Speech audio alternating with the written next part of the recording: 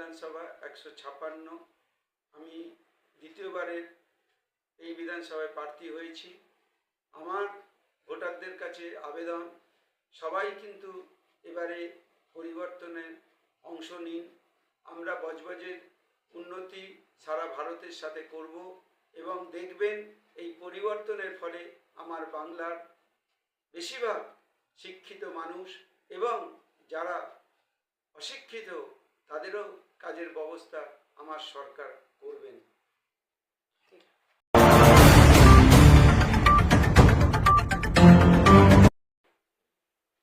2026 বিধানসভা নির্বাচন ধর্মযুদ্ধ, কুরুক্ষেত্রের ধর্মযুদ্ধ। দল দ্বিতীয়বার আপনাকে আবার টিকিট দিল, কেমন লাগছে প্রথমে জানান।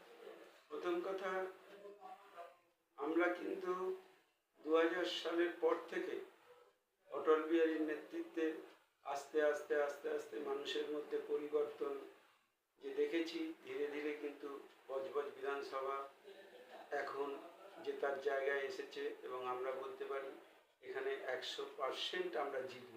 আপনারা মিলিয়ে নেবেন রেজাল্ট বেরোনোর পরে। কতটা গুরু দায়িত্ব আপনি পালন করবেন এবারে আপনার এলাকা থেকে, আর কি কাজ আপনি করবেন জেতার পরে? আচ্ছা, প্রথম কথা, আমরা বাংলায় দেখেছি যে সিপিএমের আমলের যে সন্ত্রাস ছিল সেটা 1000 গুণ বেড়ে গেছে। বিরোধী শূন্য করে দিয়েছে এই তৃণমূল সরকার এসে। যদিও প্রধানমন্ত্রী অটল বিহারীর সময় এই মহিলা মুখ্যমন্ত্রীকে উনি হাত ধরে টেনে তুললেন, সারা ভারতে রেলমন্ত্রী হিসাবে প্রতিষ্ঠিত করে আমাদের বাংলার নাম সেই সময় কিছুটা বাড়ল। কিন্তু উনি যখন সরকারে এলেন এই বিজেপির সহায়তায় এসেই কিন্তু প্রধান শত্রু হয়ে গেলাম আমরা যারা ওনাকে হেল্প করলাম সেই বিজেপি।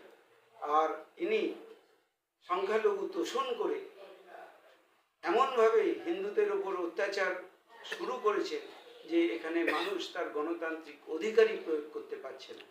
আমরা চাই এখানে সবাই একসাথে, যারা ভারতকে মা মনে করে এবং ভারতের যে দ্বিতীয় স্বাধীনতার সময় হয়ে এসেছে সেই যুদ্ধে অংশগ্রহণ করে। মানুষ স্বতঃস্ফূর্তভাবে সেটা চেষ্টা করছে, ভিতরে ভিতরে ফুঁসছে। একটু ভোট দেওয়ার সুযোগ আমরা যদি বিজেপির তরফ থেকে এবং সেন্ট্রাল গভর্নমেন্টের তরফ থেকে এবং মিলিটারির সাহায্য পাই, তাহলে মানুষ কিন্তু এবারে দেখবেন এদের সিট 100 নয় 50-এর নিচে নেমে যাবে। আপনি কি করে আশা করছেন যে যেভাবে প্রধানমন্ত্রী নরেন্দ্র মোদী ব্রিগেডে আসার সময় যেভাবে বিজেপি কর্মীদের উপর আক্রমণ করা হয়েছে, কি করে মনে করছেন এই 2026 নির্বাচন ফেয়ার ভোট হবে বলে আপনি মনে করছেন? শুনুন, তৃণমূলের শেষ সময়, আপনি ভাবুন না, তৃণমূলের সমস্ত নেতা যদি জেলে যায়, তার মন্ত্রিসভার সমস্ত সদস্য যদি চুরি করে জেলে গিয়ে জেল খাটে, তাহলে সেই মন্ত্রিসভার যে উপরে বসে আছেন মুখ্যমন্ত্রী, তার কি থাকা উচিত? ভারতের ইতিহাসে দেখুন, তারা সঙ্গে সঙ্গে পদত্যাগ করে। যেখানে লজ্জাহীনভাবে তিনি শাসন করছেন, আমরা এর উদাহরণ বাংলায় দেখিনি। আমরা তো নেতাজির বংশধর, আমরা সূর্য সেনকে পেয়েছি, প্রীতিলতা ওয়াদ্দেদারকে পেয়েছি। যাই হোক, আমরা সুযোগ পেয়েছি এই স্বাধীনতার যুদ্ধে নাবার। এই যুদ্ধে আমাদের প্রতিজ্ঞা, হয় আমরা জিতব নালে মরব। মানুষ কেমন সাড়া দিচ্ছে আপনার ডাকে, আপনার এলাকার মানুষ? প্রত্যেকটা মানুষ, আমরা যখন প্রচারে যাচ্ছি নীরবে, এবং যাদের একটু সাহস আছে তারা বাড়ি থেকে বেরিয়ে এসে আমাদের সাথে হাত মেলাচ্ছেন, আমাদের লিফলেট নিচ্ছেন এবং তারা বলছেন আর চিন্তা নেই ডাক্তারবাবু, এবারে কিন্তু আমরা সাহস নিয়ে সকাল সকাল ভোট দিতে বেরোবো।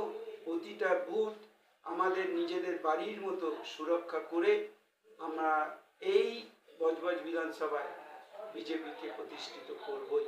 কত পার্সেন্ট আশাবাদী আপনি জিতবেন? অবশ্যই 100%।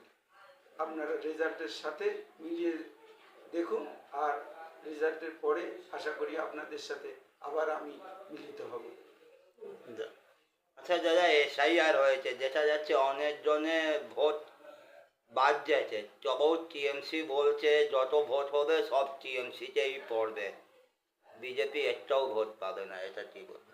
আচ্ছা, এসআইআর দেখুন, এসআইআর এর ফলে আমরা জানতে পারলাম কত অন্য দেশের নাগরিক, বাংলাদেশি, মায়ানমার, পাকিস্তানি, তারা আমাদের এখানে আধার কার্ড, ভোটার কার্ড করে নিশ্চিন্তে ব্যবসা করছে, আমাদের ছেলেদের সমস্ত চাকরি খাচ্ছে।